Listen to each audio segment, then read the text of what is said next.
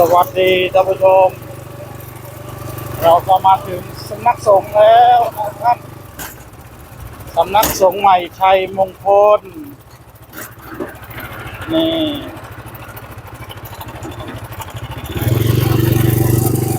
อันนี้มีคนเยอะหรือเปล่าโอ้นี่เสาไฟของคุณกิติวัฒน์วงเจริญนะครับโอ้วันนี้มีหลายคนมาดามก็มาปะโอ้มาดามก็มาแล้วท่าน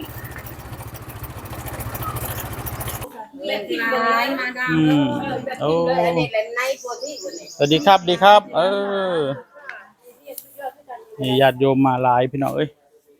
เดี๋ยวไหว้พระก่อนฮะโอ้คล้องนี่คล้องแล้วท่านใช้งานได้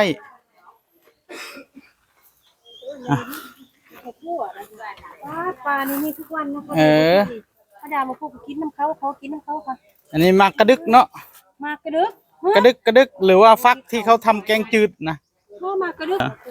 วันนี้มาดามก็มาแต่เช้าเลยเช้ากว่าเราอีกมือเขาพามาเศร้าวัดบ่ม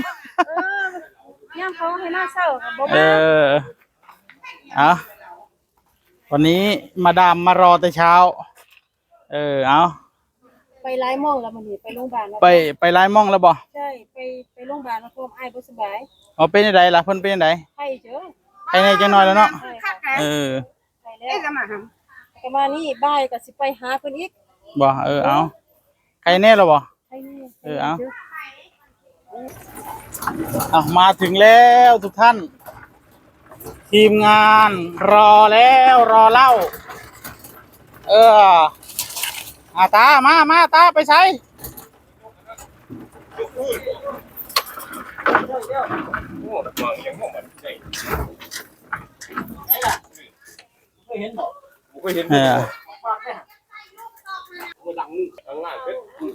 เอาบอดี้วันนี้เราก็มาเตรียมลุยมุงหลังคาได้มือนี้ได้วันนี้มุงหลังคา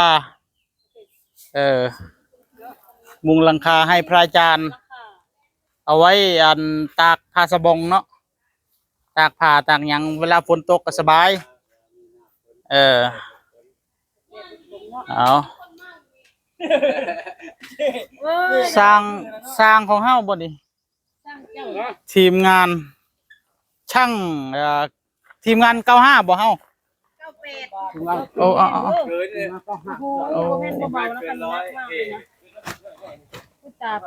ทีมงาน95สมะทีมงาน95บ่เต็มร้อยเอาทีมงาน95การช่างเนาะก็เหมือนน้ำมันนั่นแหละน้ำมันก็ยังมี91 92 95มันคือบ่เต็มร้อยแล้วน้ำมันก็ได้วันบ้างเฮ็ดเดี๋ยววันนี้มีของให้ช่างด้วยนะโอ้วันนี้บ่มีนมมีอะไรคือจะแบ่งให้ช่างนี่ทีมงานช่างเนี่ยโอ้ตอนนี้อยู่ที่รถโอเคเอาเลยบ่ถ้าแบ่งเลยก็ได้แบ่งไปทุงให้เพิ่นเมื่อบ้านนะโอเคเดี๋ยวเรียกพ่อใหญ่สิญัวมาแต่ว่าแบ่งให้เท่ากันนะคุณดิพ่อใหญ่สิญัวดิเอา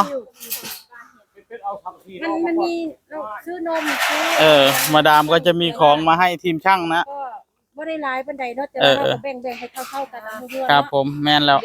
ดีมากแบ่งแบบให้เห็นเลยแหละใช่เอาคือว่าใส่ถุงมือไปหนูจะไปช่วยยกหนูตั้งกล้องไว้ตรงนี้ให้ยกเอายังเยอะเด้อเจ๊ตั้งกล้องไว้ทันเด้อไปทุกท่าน